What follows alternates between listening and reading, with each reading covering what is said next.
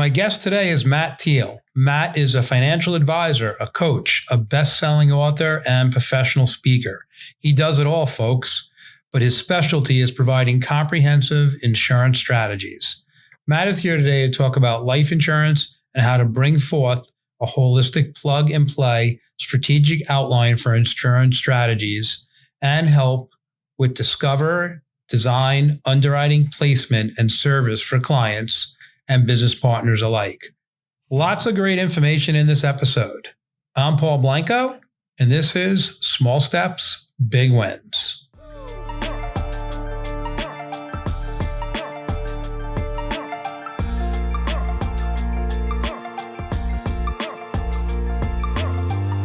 All right, Matt Teel, welcome to the show. I'm so excited to have you here and talk about your journey and some of the things you're doing in this industry. But what's exciting for me is you're in your 20th year in the financial service business. And for all the listeners here, I always like them to understand where you started to where you are. So give us a little color on where you started. Yeah, absolutely. It's interesting to hear that it's been 20 years. It sounds like a really long time. And it is a long time. We've covered a lot of ground in those 20 years, but it seems like it's flown by. I started in college. I was interning in a wirehouse, learning the financial advising business, learning what financial planning was, learning really what wealth management was. I was focusing on being in finance. I didn't know if it was going to be financial services or investment banking or corporate finance. So that was a really good introduction into what financial advisors do. And I was recruited to Barnum, took a meeting and walked in the door, and it felt like home. And that's really how I landed here. My career really evolved because I started building a financial advising practice. And over time was drawn kind of as a skeptic to the insurance side of the practice.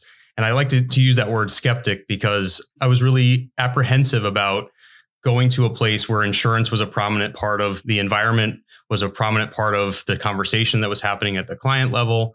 And so I was cautious as to where that fit into my business model initially.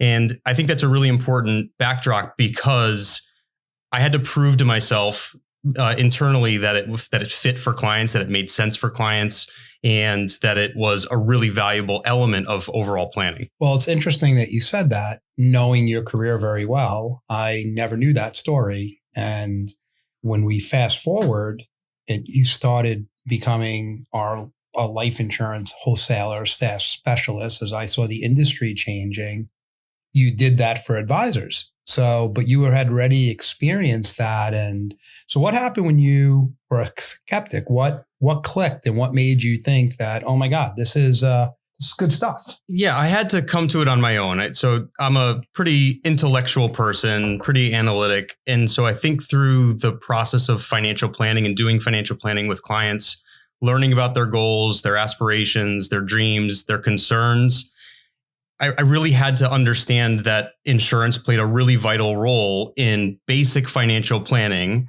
all the way through the spectrum to more advanced financial planning for high net worth individuals, business owners, and all different types of clients.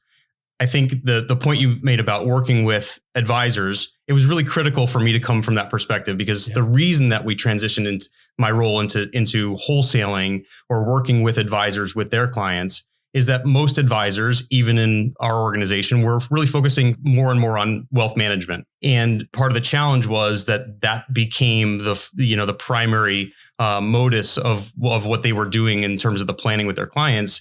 And we wanted to ensure that the insurance planning wasn't falling by the wayside. So having come to insurance naturally, proving to myself empirically that it worked, that it made sense, how to do it correctly in the context of overall financial planning was really critical for me to be able to relate to advisors. Yeah, I mean, I have a whole different story about you now on that skeptic side, which is really cool.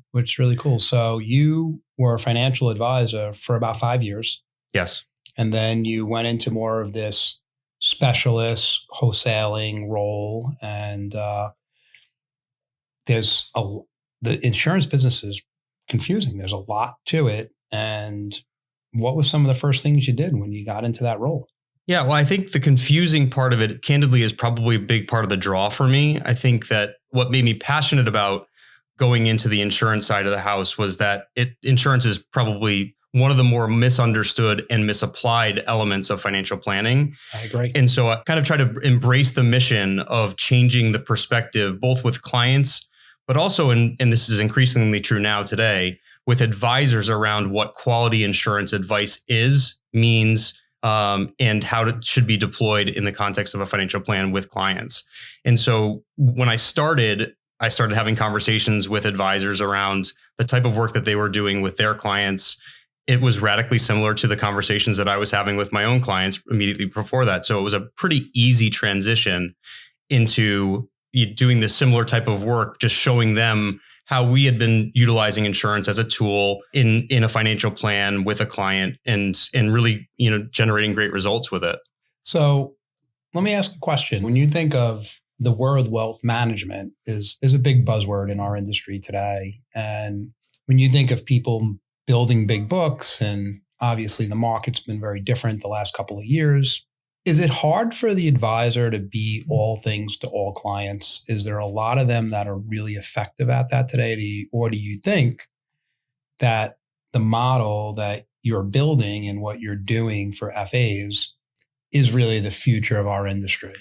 Well, I certainly hope it's the future, because we've really built and engineered our business around this idea that it is very difficult for an advisor to be proficient and be an expert in all areas of planning. I agree. I think the other thing is that it would be very rare for an advisor to be passionate about all elements of planning as well. And one of the things that I think has become really important to me is to align things that you're good with things that you're passionate about, because it never gets old doing it. And so from my perspective, it is really hard to be a great wealth manager, a great asset allocator, a great comprehensive financial planner, a great client manager, a great relationship manager, and be a great insurance practitioner, all in the same person. Besides an entrepreneur, right? And be an entrepreneur and building a business and marketer and all the things that have to go into being in this industry.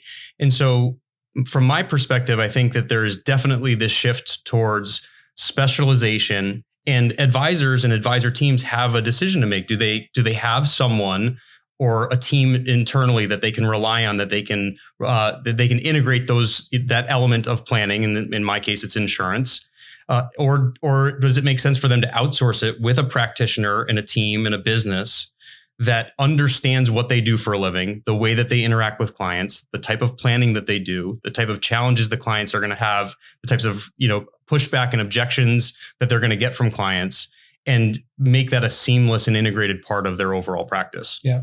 So if I'm sitting on the other side, I'm that wealth manager, I have my clients, I'm managing their assets, they're great clients, maybe I have a little insurance with them, but how's the best way for me to work with you, for you to show up and to make it really seamless to my client and for us to be really effective together? How does that work? And tell me how, give me a scenario when it's been the best for you. Yeah. I always use the word congruent. We try to deliver congruent advice. And what that simply means from my perspective is you have a business model, you have an interaction with your client and a service model with your client. We try to evolve the way that we interact to be essentially an integrated piece in that. And that means different things for different advisors. Some advisors really want to be the front-facing expert on all things. And so we really need to brush up the advisor up, or the advisor's team up, on concepts and solutions and why does this work the way it does. But they want to be having the conversations, and they have the requisite expertise to be able to do that. They just need someone who has a sharp sword that is on the front lines and understands the kind of what's going on the cutting edge to help train them. So let me just make sure I dummy that down for myself and for the people listening. So basically, you're taking this complex industry and you're getting it really, really tight. And you're saying, here's what you should do for your client, and here's why. And then they're going out and doing it on their own. So that's number one. That's one way that we can deploy that. You asked when does it work the best? What I'm finding is that outsourcing works really well where we are operating in the role as the insurance advisor, again, plugged into their org chart. It's just an outsourced part of their org chart. And what that empowers the advisor to do is to stay on the same side of the table as their client. And so they're the client advocate. They're the ones who are controlling the wealth management of the financial plan. We collaborate behind the scenes to make sure that any solutions that we're devising, strategies that we want to deploy fit in the context of the financial plan. But we have the burden of presenting it and answering the hard questions that come from the client and the advisor. And so that works so great because, again, the advisor is aligned with the client in all those cases.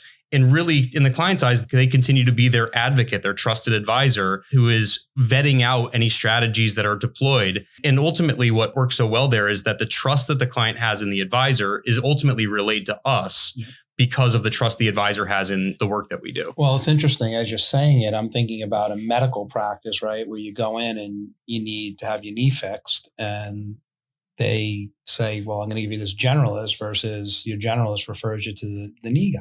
And you're doing the same thing. So as a client, it's got to be clicking their mind and saying, I'm so glad that my advisor is not trying to do this on their own, but they brought in this person that this is what he does for a living. Absolutely. I think that that's the benefit of specialization is that ultimately the advisor's buying into our experience doing this every day, that we are keeping abreast of what's going on in the industry and our thought leaders in the industry and are helping to collaborate to create innovation in the industry.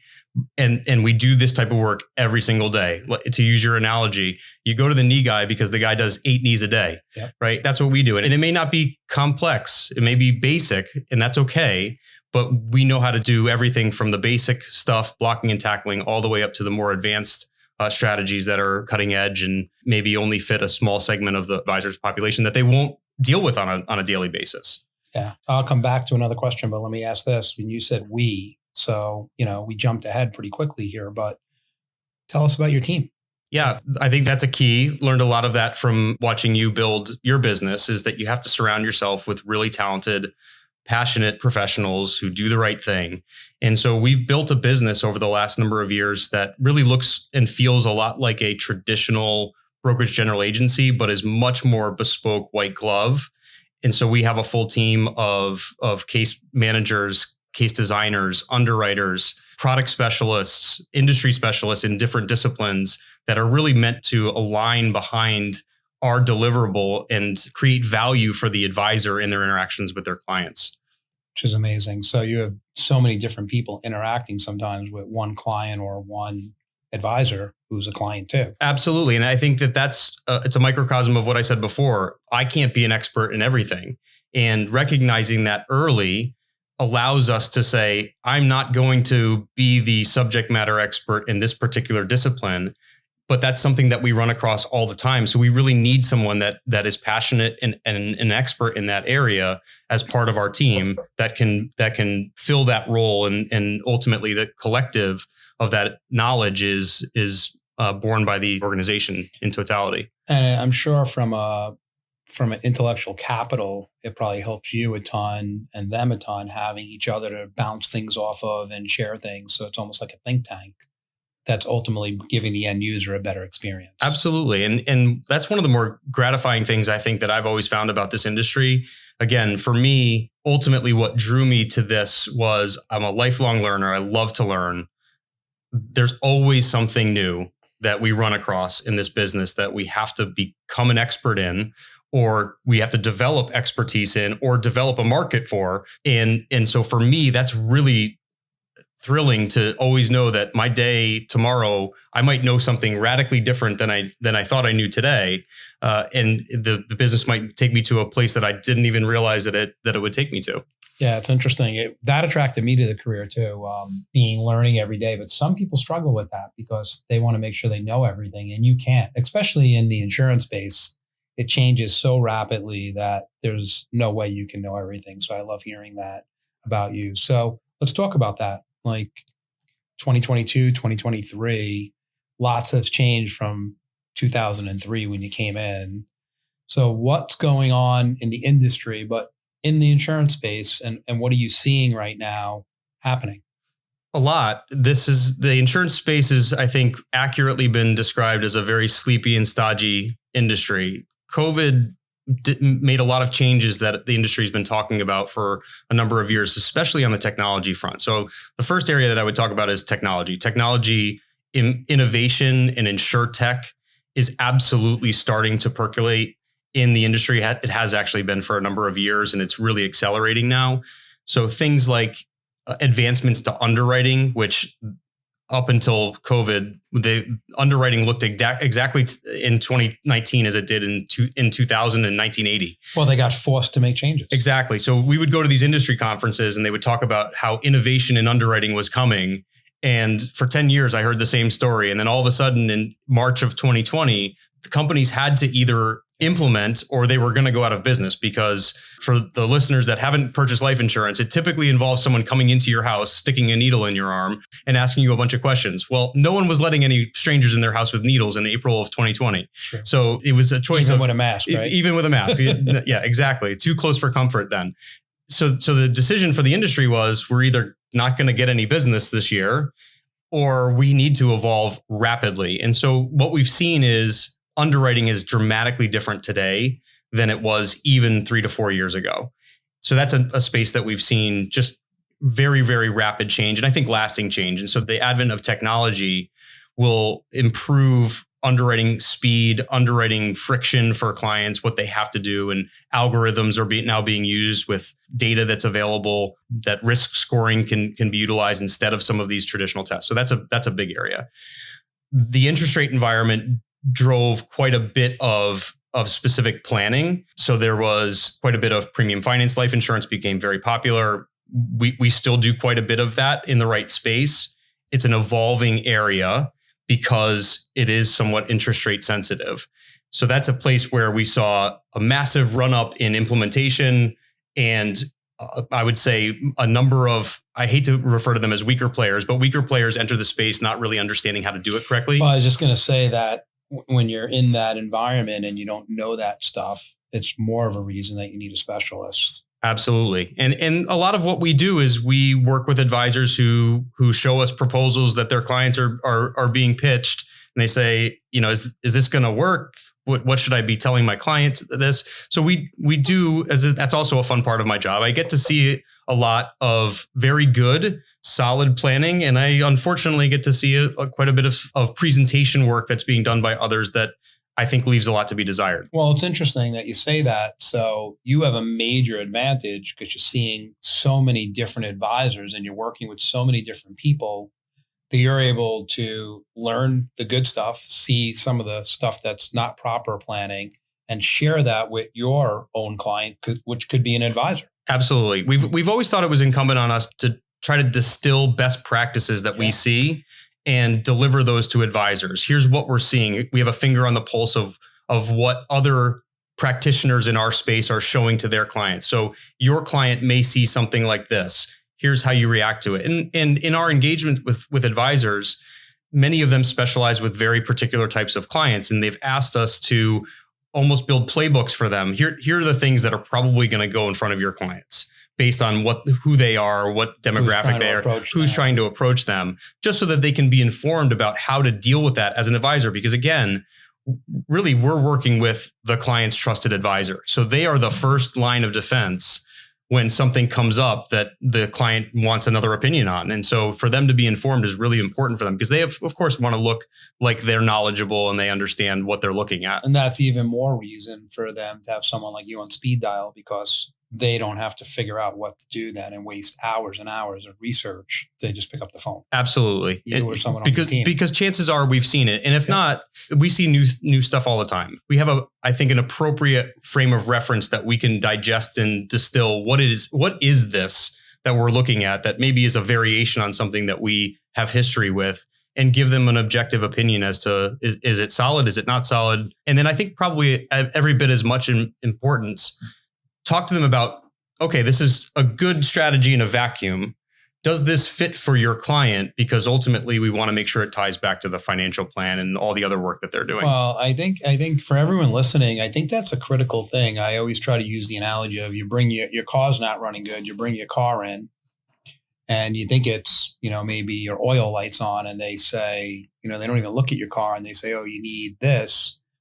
And then you're like, Well, how do you even know? You didn't even look at the car. And I think that's what happens in our financial service industry. If you don't look at the plan to understand how the insurance or the wealth management fits into your goals and overarching thing, which is really hard. Yeah, it is. Unfortunately, and this is again something that I think has driven a lot of my purpose and passion around what we do, is for better or for worse, the insurance industry does not have a stellar reputation. Yep. And so I've tried to take it upon myself to do what little I can to try to change the perception, again, both with clients and other advisors that are not insurance practitioners, around what a quality insurance advisor is. And part of what's driving that is exactly what you're saying, which is, unfortunately, in the insurance industry, there's a bunch of solutions that are really hammers out looking for a nail. Yep. And so what's gotten lost there is that tie back to an overall plan. What are we really trying to accomplish for this client? And something could make sense on paper in a vacuum, but does it make sense for this particular client? And is it driven by some sort of overall motivation and goal we're trying to achieve? Yeah, cool. I think that's really exciting. So let's go back to the product stuff. So premium financing, like, as you said, was really moving quickly. Interest rates were at a different number than they are today. Today, it's still viable, but what other things are you seeing from a product perspective? Yeah, I think certainly still basic blocking and tackling, as I said before. I think do a significantly higher volume than others might anticipate of basic income replacement, term life insurance, income replacement, disability income. Long-term care, I think, is going to be one of planning and the solution set around that. I will tell you that based on our research and the dialogues that we're having with both carriers, product manufacturers, and industry advocacy groups, there is a huge macro wave of long-term care planning that is going to come. And that is going to affect a demographic that it historically has not. And that is a much younger age demographic, because there's a lot happening at the state levels in terms of creating a tax around those who do not have their own long-term care insurance. Yeah, they did that in Washington already. They did it in Washington. So the Washington CARES Act was kind of the model legislation. And there was a lot that happened in the Washington CARES Act that I think the states that are the follow-ons, and there's some big ones that are coming. So California is probably the next one to come. So massive population that will be impacted there. The bottom line is there's going to be a tremendous incentive for private clients to work with their advisors to determine should they have a private long-term care solution in place.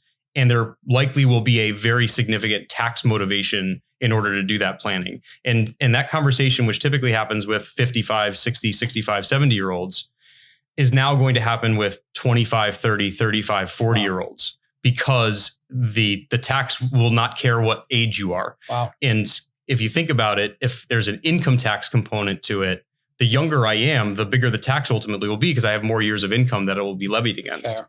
So I think long-term care product development and just the macro backdrop of that becoming more popular is going to be a huge second half of 2023 and 2024 and beyond theme that we're definitely going to see, and that we're spending a really significant amount of time and resources to make sure that we have best-in-class knowledge and solutions to empower advisors to have that conversation with their clients.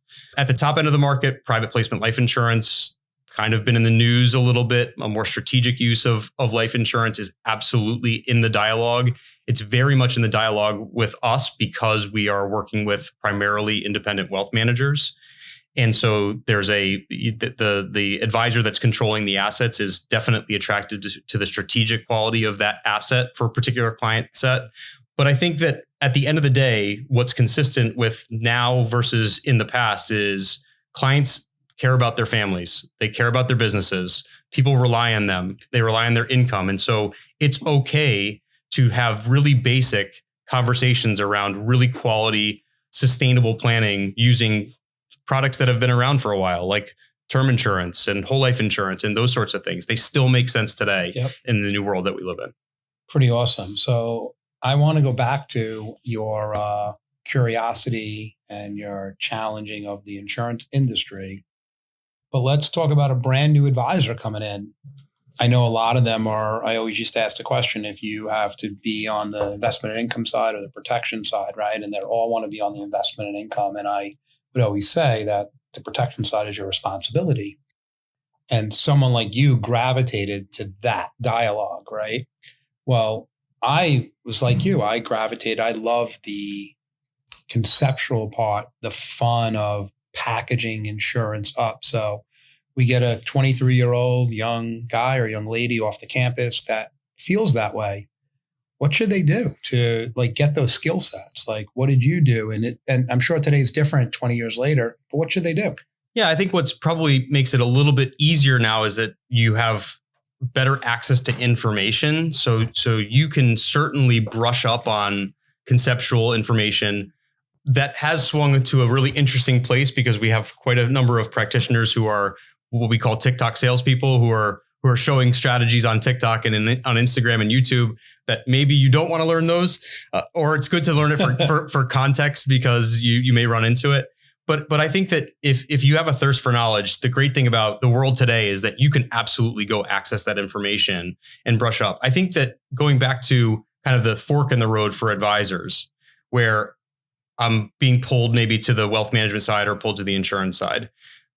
Let's face it, the wealth management side is sexier. It absolutely is. So I think that, again, aligning with people's passion, the reasons that I was passionate about life insurance is that was a little bit of the contrarian path, that I felt like there was some things that we could do to try to professionalize this side of the house and create an advice model that looks and feels a lot like the wealth management side, which didn't exist before, and start to shift the narrative and the perspective of and perception of the insurance advisor. And I'll tell you, it's come full circle for me because when I made the transition from a more holistic practice to really focusing on this side of the house, I was really hesitant to tell people what I did.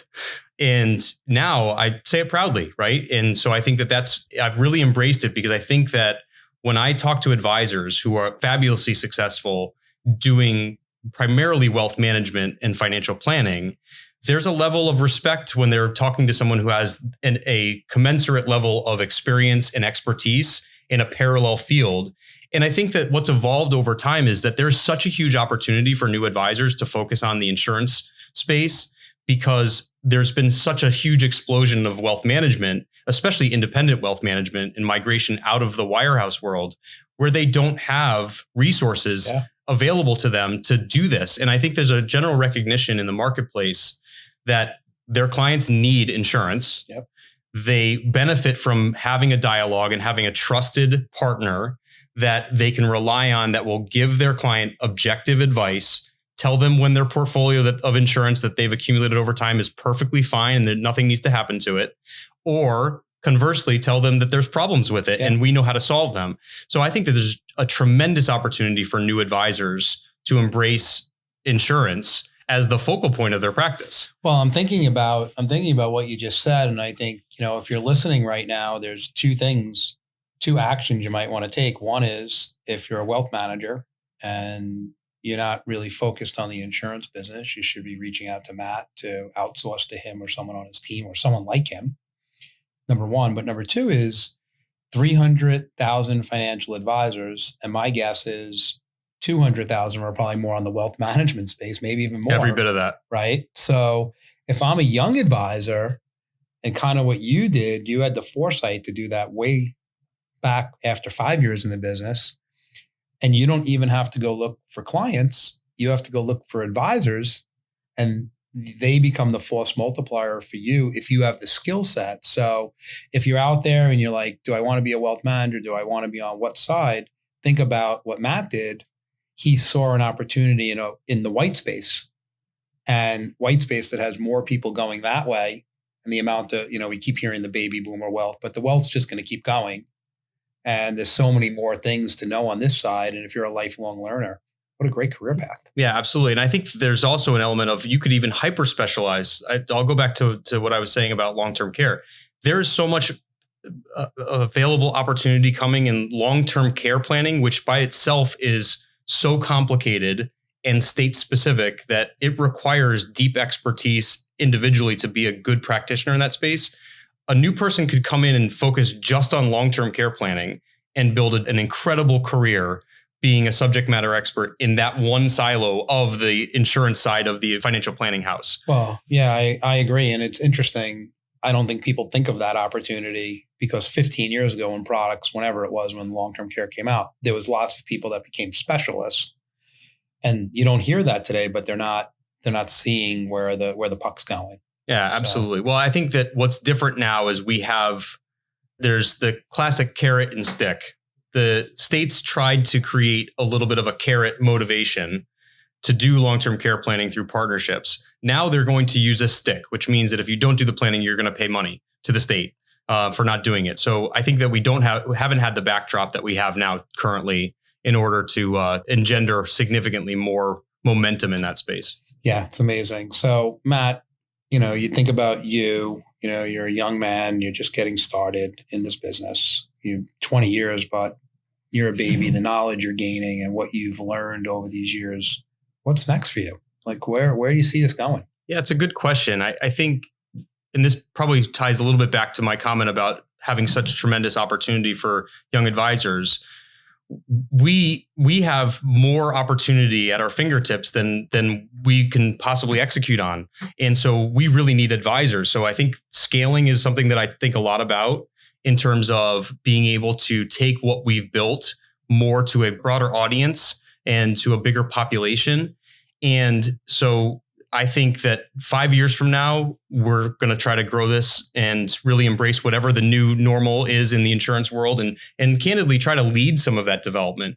I think that that's probably one of the things that started to change for me is going from being a learner, an active learner, to maintaining that learning element, but also trying to be a developer in the space. So I think adopting more technology, trying to be at the forefront of innovation in our industry is probably the next leg of really where we'll focus a lot of resources to try to make sure that we're always advancing the public image of this industry. Like I said, I think when I started out on this journey, and I still said it today, I wanted to do what little I could do to change the perspective on insurance. I think that which you have. I think with a bigger audience, we can do a lot more for that, and that's part of the thing that I'm passionate about is to always deliver really high quality advice, always do the right thing all the time. And if we can do that with a bigger audience, then I'll have fulfilled the goal of really changing the narrative around the insurance industry. I'm sitting here thinking, and my mind's spinning so fast right now, and you look at many of the companies in the world today are because more kids are leaving college and going to the trades or stuff. And you think about our industry, they went out and built financial planning degrees. So many of these companies are building these certificate programs where you go there, you get this certificate, and then they'll ultimately hire you. Maybe that's where the insurance business has to go, where, Matt Teel is running this program to get people to be specialists all over the country. And now with Zoom, you don't even have to travel, Matt. You can do it right from home or right from this studio right here. I can wear my jeans. Yes. I mean, that's changed a lot. That has changed a lot. Yes. Gone are the days of ties every day in the insurance industry for me anyway. Me too. I just so all the listeners know, I fought tooth and nail to keep shirts and ties forever. And then 5 years ago, we lessened that rule and I never wore one again. So now you have a lot of dusty ties. Someone that was staying at our house the other day went out and needed a tie for graduation. And he bought one. I said, why'd you buy a tie? I have hundreds of them. Shop in the closet upstairs. You should have just taken one. Absolutely. So, but I think you can impact a whole industry and that needs it because we have this opportunity. Yeah, absolutely. And I think, that it's not something I've thought about, but I love it. And I'll definitely give it some thought and figure out how to make it work. I think one of the things that, again, really inspires me is that it's a great industry. The financial services industry is a great industry. And it's been very good to me by doing good for other people. And so it's really gratifying. And I have all sorts of stories. I mean, having worked with clients now for, as you said, 20 years, unfortunately, you see people go through life events that are tragic and they're part of life. But fortunately, you also see the good that what we do brings to that situation when you see someone have a long-term care event and they've done the proper planning and they can go to a better facility or stay in their home because they have the resources in place. Or the same client, because I had a personal client that went through this, long-term care in place, stayed in the home, ended up passing away, funded a trust for their special needs grandchild with life insurance, which they did not have the resources to do with their assets, while passing on some money to their children, right? So that was only made possible because of insurance, right? And it was part of a broader plan, including retirement income planning, that they were able to live in the lifestyle they wanted to.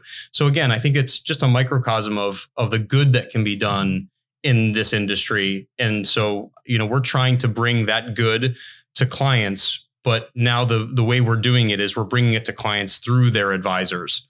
Which is amazing. And you're paying it forward big time, and you can do so much more doing it that way. To end it, I'll tell you, when I started in the career, I started on the insurance side. And what you just said is I figured out really quickly that if you're passionate about helping people and protecting them, the rest takes care of itself. Then you look at the wealth managers for people to be able to retire. So on both sides, you have that. And if you do that, wow, when you lay down at night, you feel really, really good about the work you're doing for people. So I can't thank you enough for what you're doing, Matt, for number one, for our advisors, but for the greater good of the industry. You have so many people that you're impacting all over the country. I think there was a stat the other day that we're in 78% of the zip codes. And that's due to you and your team doing such great work. So really thank you again. And thank you everyone for listening to Small Steps, Big Wins. Matt Teel. We'll put it when you listen to this. You'll see all his information. So you can go out and find Matt to do some work with him. Have a great day, everybody. Thanks, Paul. Thank you for listening to Small Steps, Big Wins. Please rate, review, and subscribe on Apple Podcasts, Spotify, or wherever you listen to your podcasts. Every bit helps. You can also follow us on Instagram at Small Steps, Big Wins. All opinions expressed by the program participants are solely their current opinions and do not reflect the opinions their respective parent companies or affiliates or the companies with which the program participants are affiliated. Investments or strategies mentioned in this program may not be suitable for you, and you should make your own independent decision regarding them. This material does not take into account your particular investment objectives, financial situation, or needs, and is not intended as recommendations appropriate for you. You should strongly consider seeking advice from your own investment advisor. Securities and investment advisory services offered through qualified registered representatives of MML Investor Services, LLC.